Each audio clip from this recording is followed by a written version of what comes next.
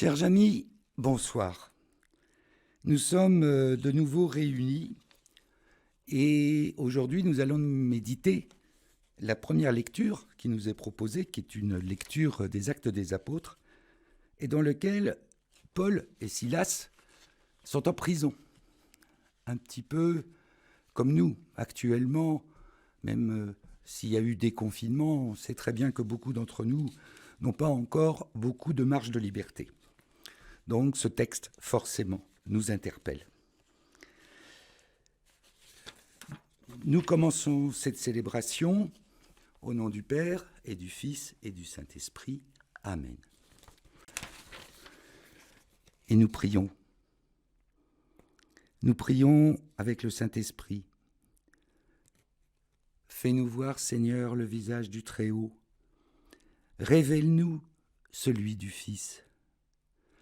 Et toi, l'Esprit commun qui nous rassemble, viens en nos cœurs, qu'à jamais nous croyons en toi. Nous prenons maintenant la lecture des Actes des Apôtres. En ces jours-là, dans la ville de Philippe, la foule se déchaîna contre Paul et Silas. Les magistrats ordonnèrent de leur arracher les vêtements et de leur donner la bastonnade. Après les avoir roués de coups, on les jeta en prison, en donnant au geôlier la consigne de les surveiller de près. Pour appliquer cette consigne, il les mit tout au fond de la prison, avec les pieds coincés dans des blocs de bois. Et vers le milieu de la nuit, Paul et Silas priaient et chantaient les louanges de Dieu. Et les autres détenus les écoutaient. Tout à coup, il y eut un violent tremblement de terre qui secoua les fondations de la prison. À l'instant même, toutes les portes s'ouvrirent et les liens de tous les détenus se détachèrent. Le geôlier, tiré de son sommeil, vit que les portes de la prison étaient ouvertes. Croyant que les détenus s'étaient évadés, il dégaina son épée, et il était sur le point de se donner la mort. Mais Paul se mit à crier d'une voix forte : « Ne va pas te faire de mal, nous sommes tous là. » Ayant réclamé de la lumière, le geôlier se précipita, et tout tremblant se jeta aux pieds de Paul et de Silas. Puis il les emmena dehors et leur demanda : « Que dois-je faire pour être sauvé, mes seigneurs ?» Ils lui répondirent : « Crois au Seigneur Jésus, et tu seras sauvé, toi et toute ta maison. » Ils lui annoncèrent la parole du Seigneur, ainsi qu'à tous ceux qui vivaient dans sa maison. À l'heure même, en pleine nuit, le geôlier les emmena pour laver leurs plaies. Aussitôt, il reçut le baptême avec tous les siens. Puis il fit monter chez Paul et Silas, il fit préparer la table, et avec toute sa maison, il laissa déborder sa joie de croire en Dieu. On pourrait réécrire ce passage des Actes des Apôtres en le situant dans ces moments si particuliers que nous vivons durant cette épidémie. La scène se situe la nuit, et la nuit, si propice aux idées noires et à la détresse. C'est ce que certaines vivent actuellement parce qu'ils ont peur pour eux, ou ils ont peur pour leurs proches, pour leurs amis, parce que la pauvreté se fait plus pauvre encore, parce que dans certains cas la faim tenaille, parce que la vie normale n'est plus normale. On nous a jetés en prison. Le virus nous a privés de liberté. Nous sommes confinés entre nos 4 murs.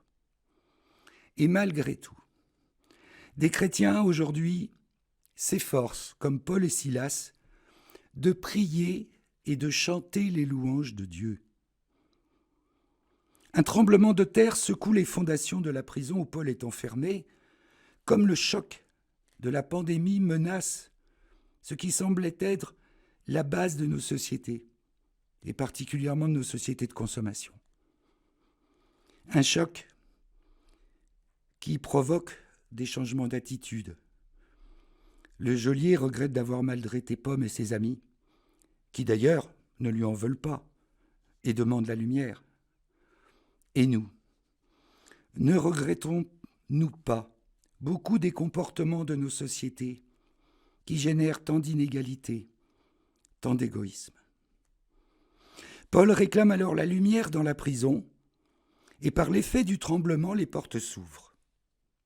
Et nous aussi, nous réclamons une lumière qui doit nous sauver de notre propre prison. La réponse vient de Paul et de ceux qui étaient avec lui. Une réponse collective, comme celle de l'Église aujourd'hui. Crois au Seigneur Jésus et tu seras sauvé, toi et toute ta maison. Il nous faut faire acte de foi, vivre la confiance avec celui qui a vaincu la mort pour que nous ayons la vie en plénitude. Une vie qui ait du sens pour soi, du sens pour les autres, qui ne soit pas repliée sur elle-même, mais donnée, offerte à celles et ceux qui se trouvent sur notre route, et notamment aux plus vulnérables, à ceux qui en ont le plus besoin. Alors, on disait notre route, ce chemin, comme on le dit dans les textes, ce chemin nous le connaissons par la parole de Dieu, depuis Abraham et les prophètes, l'Évangile et les témoignages des chrétiens. Ce chemin est en libre accès, il n'est pas imposé. Il fait part à notre liberté, à nos choix. Pour ceux qui l'apprennent, il permet de découvrir les beautés de la création et de l'âme humaine, la tendresse de Dieu pour chacune et chacun, et sa miséricorde pour toutes et tous. Cette pandémie aura semé la mort, et pour les chrétiens, la souffrance, la frustration pour certains, de n'avoir pas pu dire l'adieu, à accent circonflexe, Dieu, l'adieu qu'ils auraient souhaité pour leurs proches. De tout temps, l'homme a eu recours aux rites pour faire son deuil. Les rites sont communautaires et les règles de distanciation n'ont permis qu'à un nombre limité de proches et d'amis de participer aux célébrations d'obsèques. Une sorte de double peine. Mais nous prions pour eux, pour que l'Esprit consolateur les assiste et les conforte, dans l'espérance de poursuite de la vie après la mort à la suite de Jésus. L'Esprit présent en nous entend nos prières, quel que soit le lieu où nous nous trouvons. Alors oui, bien sûr, ça ne remplace pas un passage à l'église, une embrassade, une étreinte chaleureuse, une tape sur l'épaule. La symbolique de l'église, lieu de prière. Demandons à l'Esprit Saint, à l'Esprit de force, de nous consoler de cette épreuve.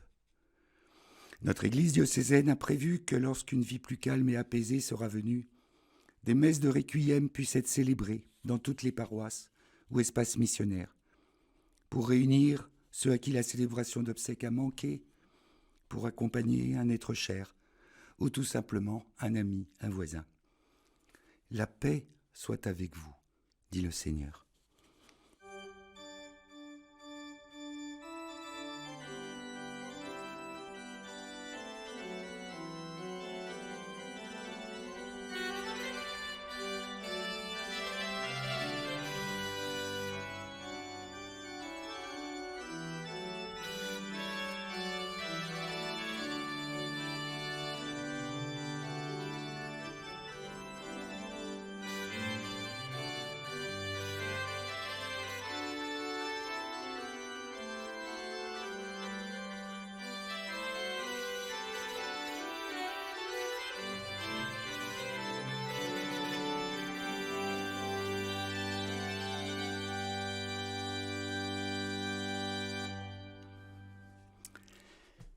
Nous faisons monter vers Dieu notre prière pour les défunts de ce jour, de cette semaine, de ces derniers temps. Tu sais, Seigneur, que tu as été présent dans leur vie. Accueille-les auprès de toi, dans ton amour et dans ta paix. Et Seigneur, donne courage, donne force à ceux qui restent sur cette terre. Donne-leur aussi cet espoir qu'effectivement leurs défunts, leur cher ami, leur cher veuf ou veuve est auprès du Seigneur aujourd'hui. Nous allons maintenant réciter le Notre Père. Jésus parlait à son Père en disant « Abba, Papa ». Oui, ce Père à qui nous nous adressons, c'est bien un papa qui nous aime, un papa qui veut notre bien, un papa qui nous pardonne nos erreurs. Notre Père qui es aux cieux, que ton nom soit sanctifié, que ton règne vienne, que ta volonté soit faite sur la terre comme au ciel. Donne-nous aujourd'hui notre pain de ce jour. Pardonne-nous nos offenses, comme nous pardonnons aussi à ceux qui nous ont offensés. Et ne nous laisse pas entrer en tentation, mais délivre-nous du mal. Pendant cette période de pandémie, nous prions avec notre évêque. Dieu très bon, nous célébrons dans la joie le Christ ressuscité des morts. Nous accueillons jour après jour la bonne nouvelle de sa résurrection. Il est mort pour nos péchés et ressuscité pour notre vie. En ce temps d'épidémie et de confinement, nous te présentons les malades et leurs familles, celles et ceux qui meurent en ces jours, parfois très seuls, malgré les attentions du personnel hospitalier. Nous te présentons leurs familles et leurs proches qui ne peuvent célébrer les funérailles de la manière qu'ils auraient souhaité. Seigneur ressuscité, visite les uns et les autres dans leur cénacle intérieur. Viens apporter de la lumière dans leurs douleurs et leurs angoisses. Seigneur ressuscité, refais les forces de tous les soignants, de celles et ceux qui font vivre notre système de santé. Soutiens de ta grâce ceux et celles qui assurent la vie de notre pays. Envoie ton esprit à ceux qui dirigent notre pays et aux responsables des États dans ce monde. Seigneur ressuscité, viens visiter nos cénacles et de confinés. Apporte ta paix là où nous n'en pouvons plus de nous supporter. Apporte ta joie là où nous sommes inquiets pour l'avenir. Que ton Esprit Saint nous apprenne à t'accueillir pleinement et à vivre dans ta lumière. Qu'il nous prépare à la sortie du confinement avec le cœur rempli de foi, d'espérance et de charité pour participer à la vie du monde et y porter ta lumière. Esprit Saint, entoure de ta douceur nos frères et nos sœurs catéchumènes, qu'ils vivent ce temps prolongé qui les prépare au baptême avec paix et espérance. Que le jour venu, ils nous aident à sortir pour être d'authentiques témoins de l'amour de Dieu, plus fort que la mort. Amen. Je vais maintenant donner la bénédiction. Le Seigneur soit avec vous et avec votre esprit, et que la paix du Seigneur soit toujours avec vous. Et nous nous tournons maintenant vers Marie. Marie qui était au pied de la croix quand son fils est mort. Marie comprit avec d'autant plus de ferveur lors du décès de quelqu'un, parce qu'elle sait ce que c'est que de perdre un être très cher. Je vous salue Marie, pleine de grâce. Le Seigneur est avec vous. Vous êtes bénie entre toutes les femmes, et Jésus, le fruit de vos entrailles, est béni. Sainte Marie, Mère de Dieu, prie pour nous pauvres pécheurs, maintenant et à l'heure de notre mort. Amen.